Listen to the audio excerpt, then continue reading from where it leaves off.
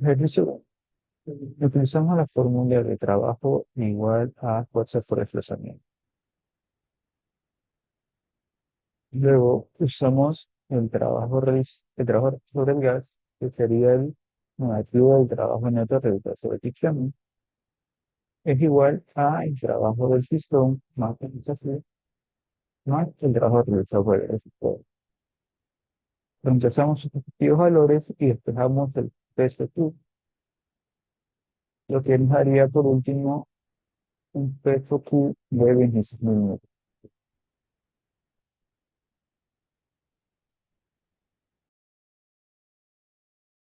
Buenas, yo les voy a hablar sobre lo teórico del ejercicio 1.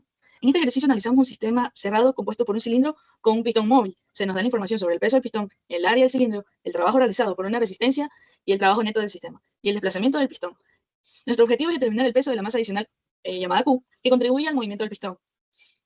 Una de las bases teóricas que se usa en este ejercicio es la primera ley de la termodinámica. Establece que la energía interna de un sistema cambia en función del calor y el trabajo intercambiado. En este caso no se menciona transferencia de calor, pero sí se especifica el trabajo neto del sistema, que incluye el trabajo de la resistencia ya mencionada y el trabajo de la frontera realizado por el gas a mover el pistón. Y usamos la siguiente relación, que el trabajo neto es igual al trabajo de la resistencia más el trabajo de la frontera. Con esta fórmula podemos determinar el trabajo de la frontera. Como el pistón desciende lentamente, asumimos que el proceso es cuasi estático. En pocas palabras, implica que la presión interna del gas se mantiene constante durante el desplazamiento.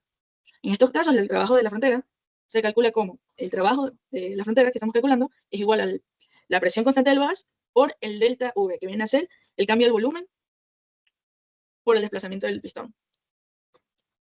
La siguiente fórmula que vamos a usar es la siguiente. Para que el pistón se mueva lentamente sin aceleración, debe existir un equilibrio entre la presión interna del gas y las fuerzas externas que actúan sobre el pistón. Estas fuerzas incluyen el peso del pistón y el peso de la masa adicional de Q.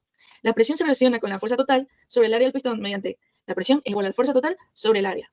Usando esta fórmula, podremos sacar la fuerza total y, por ende, la masa adicional de Q, que vendría a ser 46 kilonewtons. Muchas gracias. La literal A, la segunda pregunta, nos pide que realicemos un bosquejo de la gráfica presión-volumen del problema. Realizaron dos gráficas ya que se encuentran dos procesos termodinámicos.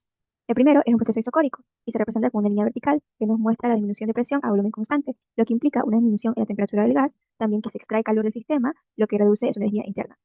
Nuestro segundo proceso es isobárico, que se representa con una línea horizontal. El gas se expande a presión constante, lo que aumenta su volumen. El gas realiza trabajo sobre el entorno, dado que el gas realiza su temperatura inicial. La energía interna no cambia y el calor absorbido es igual al trabajo realizado. Saludos, mi nombre es Luis Rodríguez y voy a hablar del ejercicio 2, el letra A. En esta gráfica de PV representamos los procesos que atraviesa nuestro gas.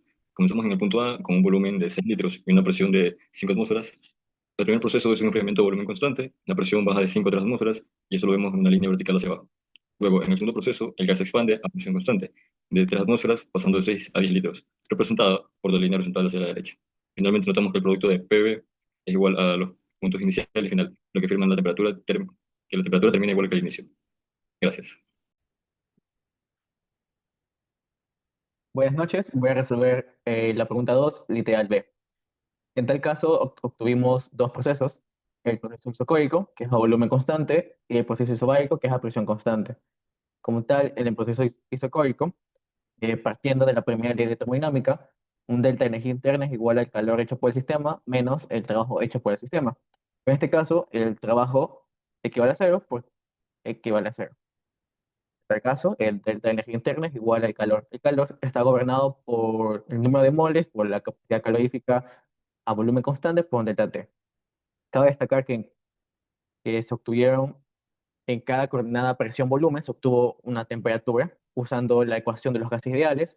Haciendo el seguimiento, obtuvimos la temperatura 1, 2 y 3 que se van a usar a lo largo de las siguientes operaciones. Respecto al valor del calor, el proceso isocórico equivale a menos 1922,3 joules, es el mismo valor para el delta de energía interna. En el caso del proceso isobárico, el valor del calor es igual al número de moles por la capacidad calorífica a presión constante por un delta T. Ahí obtuvimos que el calor es igual a 3032,8 joules. El trabajo es igual a presión por un delta de volumen. Obtuvimos que vale 1215,6 joules. Aplicamos la primera ley de termodinámica, que el delta de energía interna es igual al calor menos el trabajo, y obtuvimos el valor de 1817,2 joules. Muchas gracias.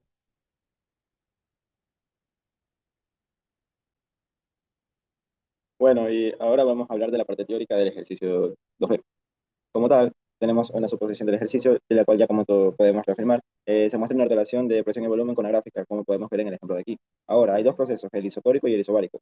Si sale isocórico, el volumen es fijo y la línea es vertical. En cambio, este es isobárico, la presión va a ser fija y va a ser horizontal la línea, teniendo una forma final de una área invertida. Ahora, hay que tener en cuenta también que la energía por cambio de volumen va a ser el trabajo. También tenemos diferentes suposiciones al momento de que sea isocórico o isobárico. Por ejemplo, cuando es isocórico, el trabajo vale cero y el isobárico es la fórmula que vemos ahí, presión por delta de volumen.